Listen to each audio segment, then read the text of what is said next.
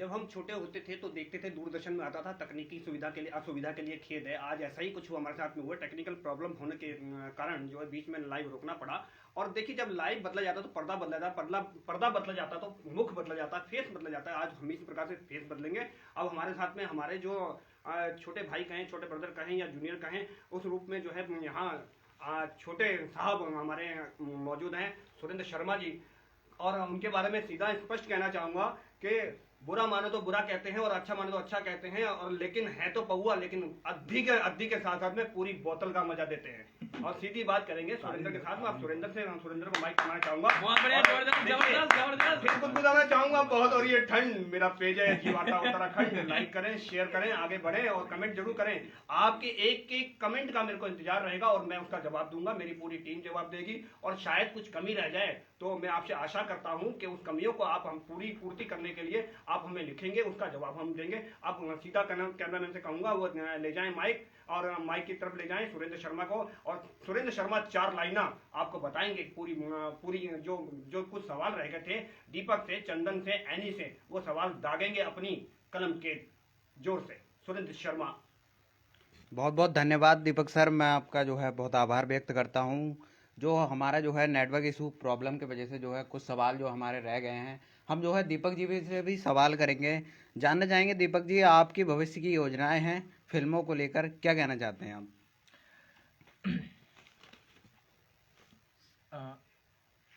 जो फिल्मों को लेकर भविष्य की योजनाएं हैं, अभी तो सबसे पहले मैं निकला था एक्टर बनने बेसिकली। तो जब एक्टर बनने में निकला तो बहुत जगह गए, गिड़गिड़ाए कि पासिंग शॉट दे दो, थोड़ा सा इधर उधर जो पीछे से लोग निकलते हैं वही काम दे दो भाई। जितने सो कॉल्ड यहाँ पे हमारे सीनियर्स लोग थे तो उनके पास गए। तो आपको पता है हर आदमी जलील करता है, और मैं भी जलील हुआ। और मैं इसलिए बता रहा हूँ ताकि बाकी लोग मोटिवेट हो। तो जलील हुए साहब, कोई दिक्कत नहीं है। फिर एनी गौतम बैठी है हमारे साथ में, इनका मेरे जिंदगी में बहुत बड़ा अहम योगदान है।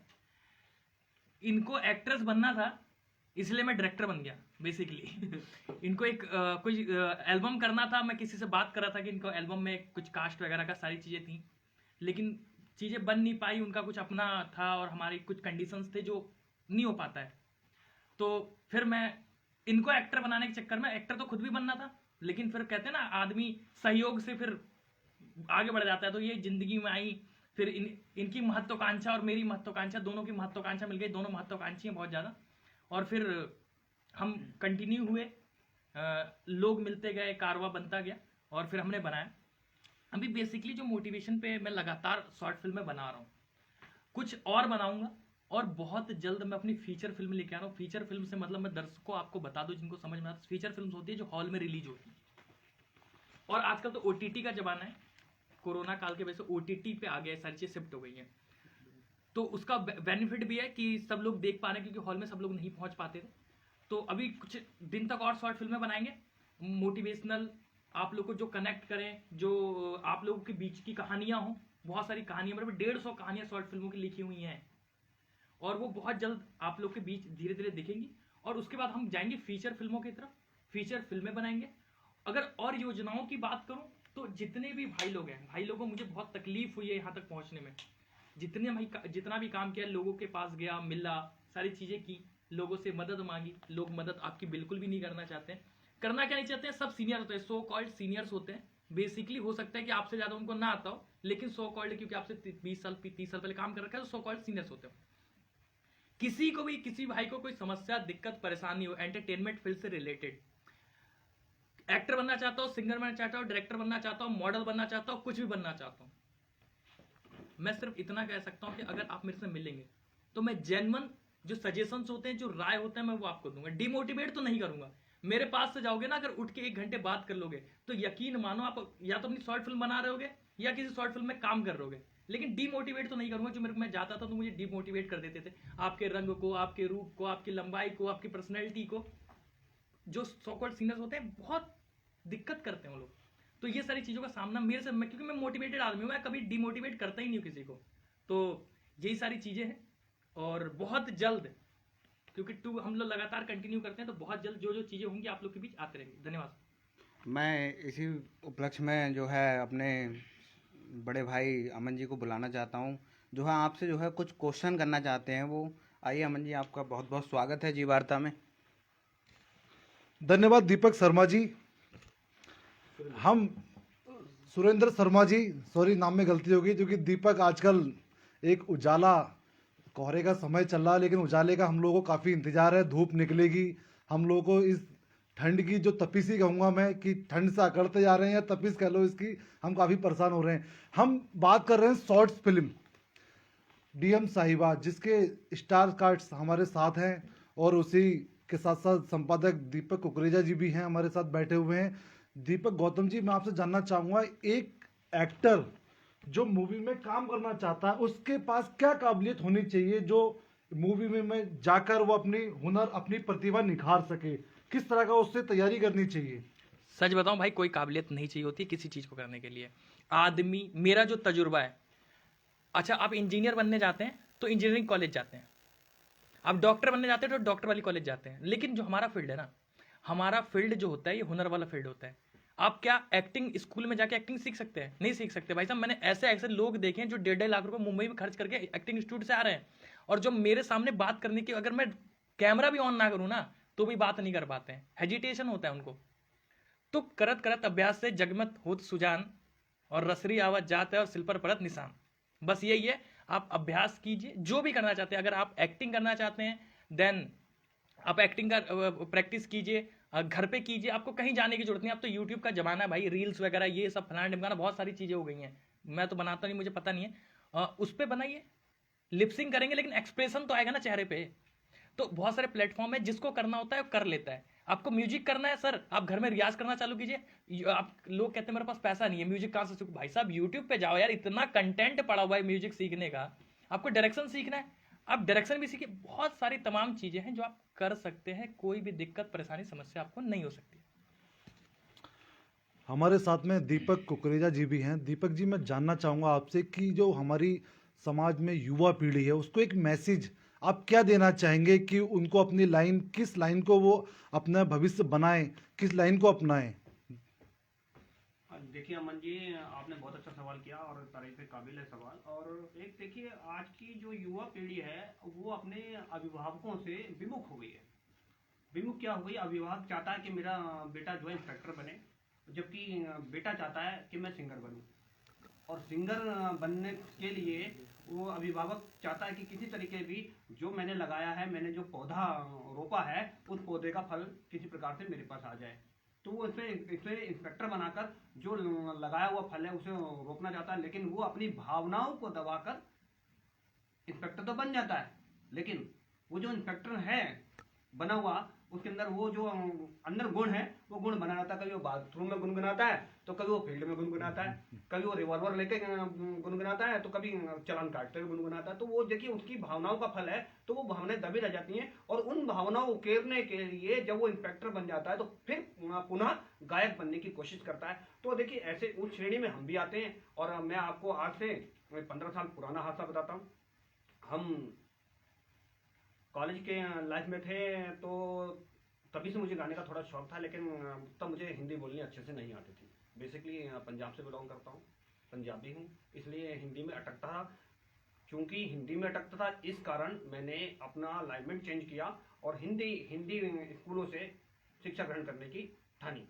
तो सबसे शिशु मंदिर, सरस्वती विद्या मंदिर, गुरुकुल कांगड़ी, ऐसे विद्यालयों में पढ़ने के उपरांत शिक्षा दीक्षा वहाँ से करने के उपरांत, लेकिन मातृ टंग जो थी, मातृ जो भाषा थी, उसे नहीं भूला, पंजाबियत हमेशा रही। तो मैं जब छोटा होता था थोड़ा सा गुनगुनाता हूँ, फिर आपको हंसाने वाली जगह ले चलता हूँ। तो एक गाना होता था हिंदी का, लेकिन मुझे वो बोलना नहीं आता है, लेकिन उसका जो पंजाबी रूपांतर है वो मुझे याद रहा, लेकिन वो हिंदी में भूल गया।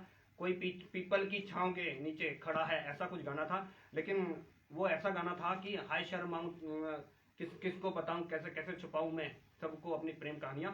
उसको मैं पंजाबी में गुनगुनाया करता था। हाय शर्माऊं तेरे प्यो नू बुलाऊं, तेनू जुत्तियां पवाऊं कंजरा, तेरियां 6 जनानियां, तेरियां 6 जनानियां, 2 कालियां, 2 कोरियां, 2 खसमां नू खानियां।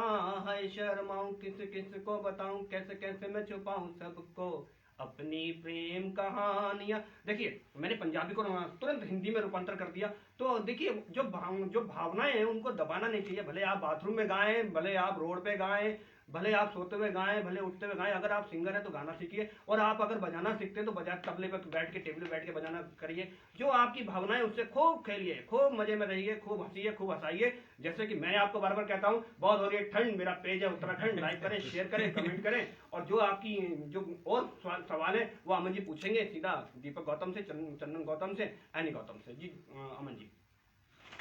हमारा अब लास्ट सवाल मैं एनी गौतम जी से पूछना चाहूँगा कि एनी गौतम जी, आप इस शॉर्ट्स फिल्म में प्रोड्यूसर भी हैं, एक्टर भी हैं, तो कैसा अनुभव आपका इस फिल्म में रहा? थोड़ा सा हमारे दर्शकों के साथ साझा करिए अपना अनुभव। हाँ सर, ये ठीक है कि मैं प्रोड्यूसर भी हूँ और एक्टर भी हूँ।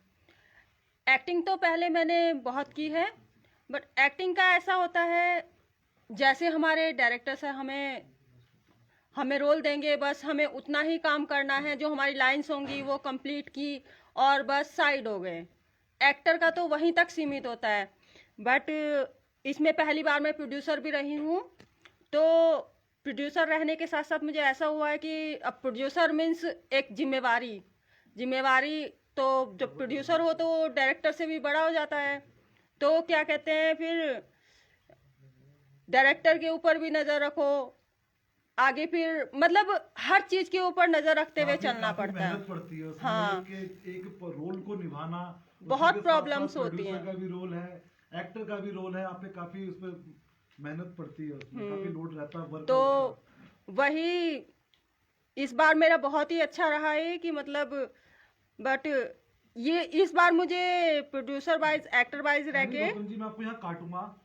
एक मैसेज जो आप हमारे लड़कियों को देना चाहेंगी, क्या वो मैसेज आपके लिए, उन लड़कियों के लिए एक मैसेज, आप एक मिसाल बनती जा रही हैं, आपने कई शॉर्ट्स फिल्मों में काम किया है, तो एक मैसेज जो हमारे दर्शकों को देना चाहें वो क्या होगा? मैसेज मैं यही दे सकती हूँ। देखो, किसी भी लड़की को पहले तो ये नहीं सोचना चाहिए कि मैं ये नहीं कर सकती हूँ। नहीं की भावना अंदर नहीं होनी चाहिए। रुकावटें तो बहुत आती हैं रास्ते में, लड़कियों के रास्ते में अधिकतर आती हैं। लड़कियों को कभी भी हार नहीं माननी चाहिए। देखो, सारी प्रॉब्लम्स एक तरफ और तुम्हारा करियर एक तरफ। तुम्हें कुछ, अगर तुमने जन्म लिया है इंसान के रूप में, तुम्हें कुछ बनना चाहिए, कुछ करना चाहिए, ना कि बस चूल्हे चौके में फंस के रह जाना चाहिए। हर लड़की की यही कहानी होती है, बस शादी करो, अपने घर जाओ, बच्चे पैदा करो, खाना बनाओ, चूल्हा चौका करो, बस। ऐसा नहीं होना चाहिए। अगर सभी लड़कियां ऐसी हो जाएंगी तो आगे कौन बढ़ेगा? लड़कियों के लिए प्रेरणा कौन बनेगा?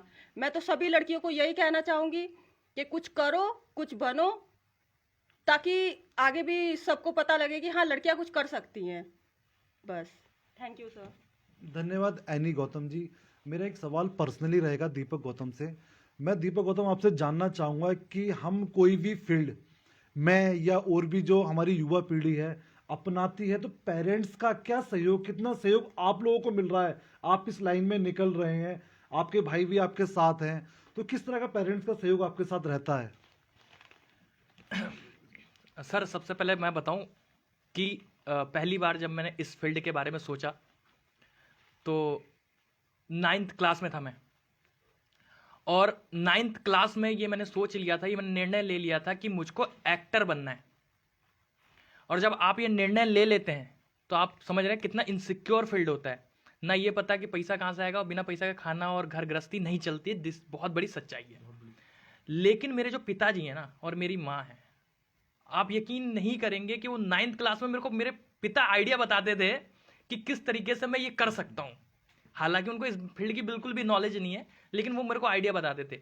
मैंने उनसे साफ क्लियर कट कह दिया, तो उन्होंने बोला कि बेटे, मैं चाहता हूँ कि मेरा बेटा MBA कर ले, मतलब BSc करे, फिर MBA करे, और मेरे को डिग्री मेरे हाथ में दे दे, और फिर जो मर्जी करे, मुझे कोई फर्क नहीं पड़ता है।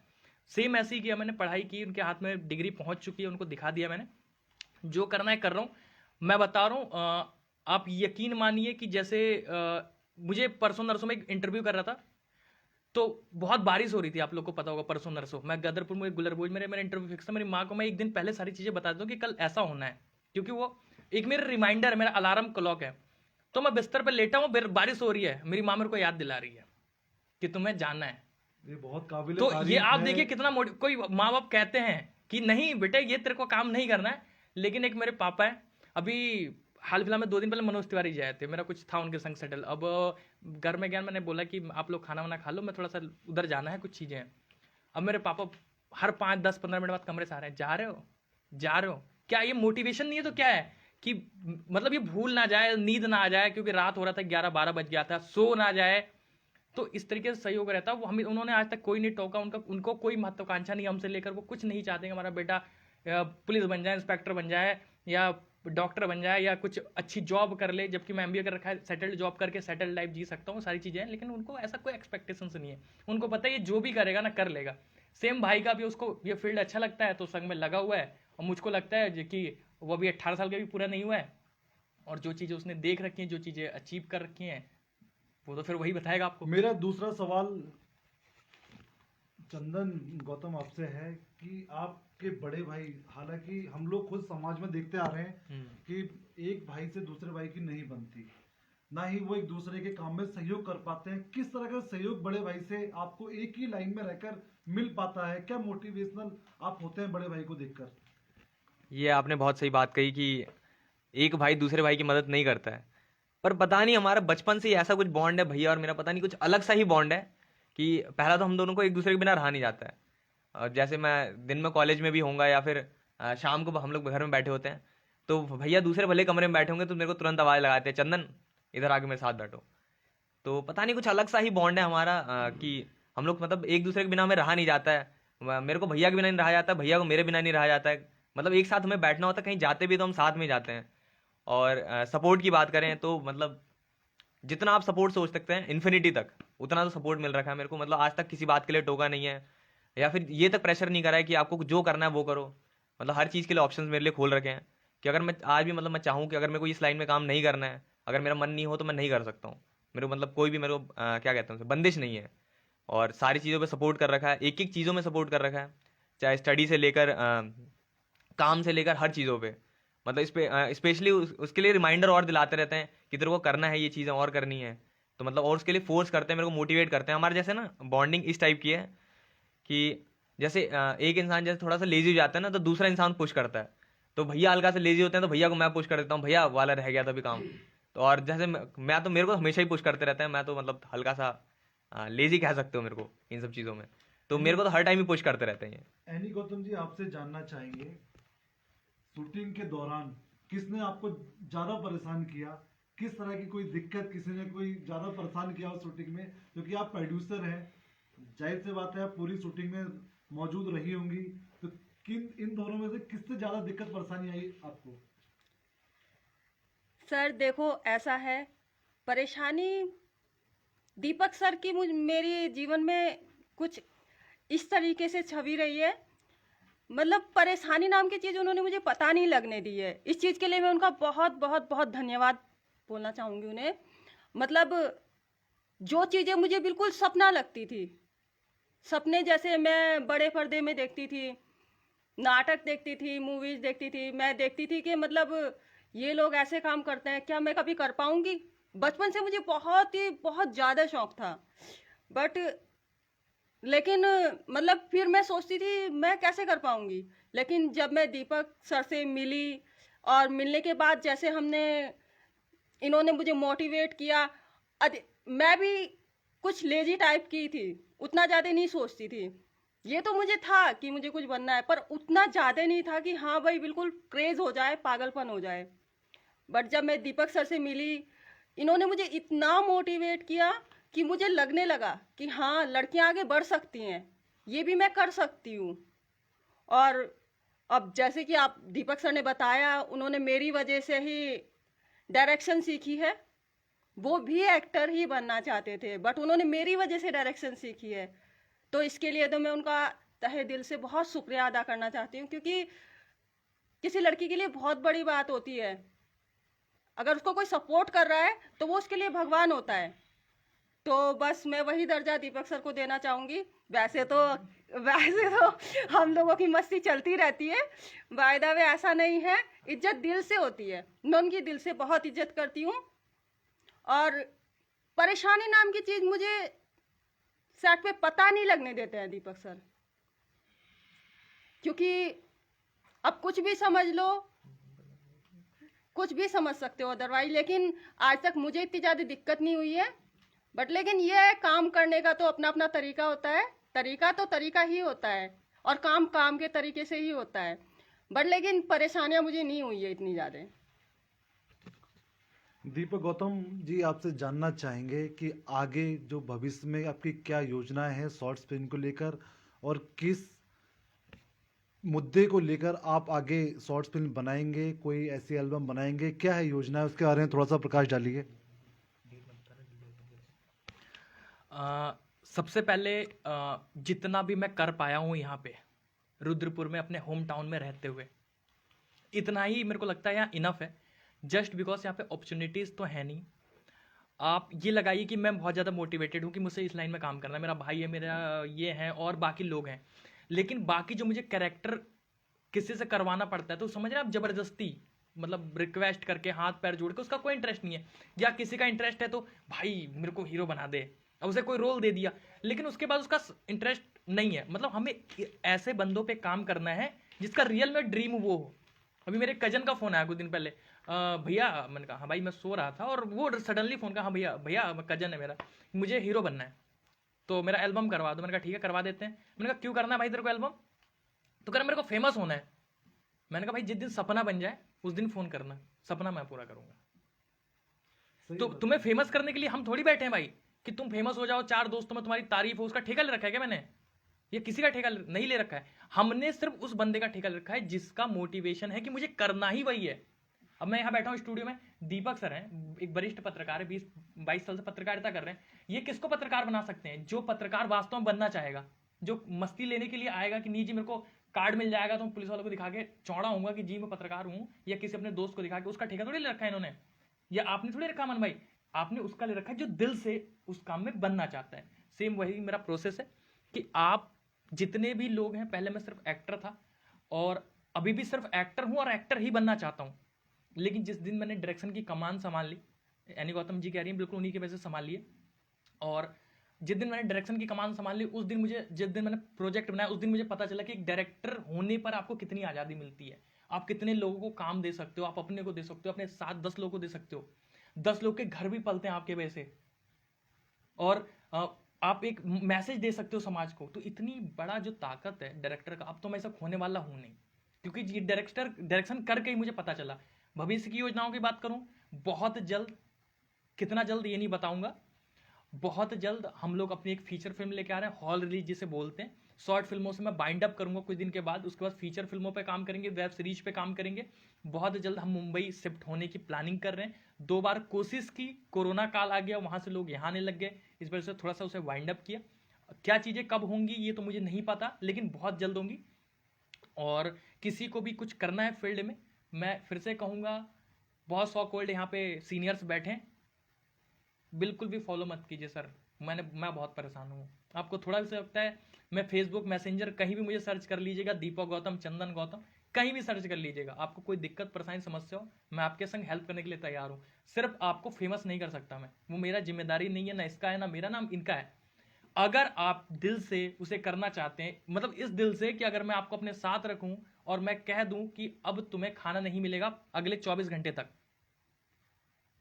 तो आपको प्रॉब्लम नहीं होना चाहिए, क्योंकि this is my field.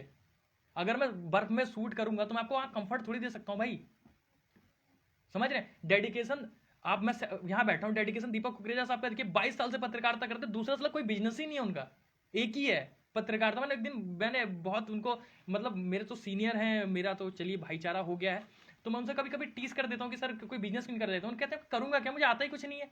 Sir dedication देख रहे हैं भाई का, ऐसा बनो ना भाई कि इसके अलावा कुछ होगा ही नहीं अपन से, होगा तो यही होगा। जिस दिन इस लेवल का डेडिकेशन होगा ना, तो मैं आपके साथ खड़ा हूं, अगली हर फिल्म आपके साथ बनाऊंगा, अगली हर शॉर्ट फिल्म, हर फीचर फिल्म बनाऊंगा।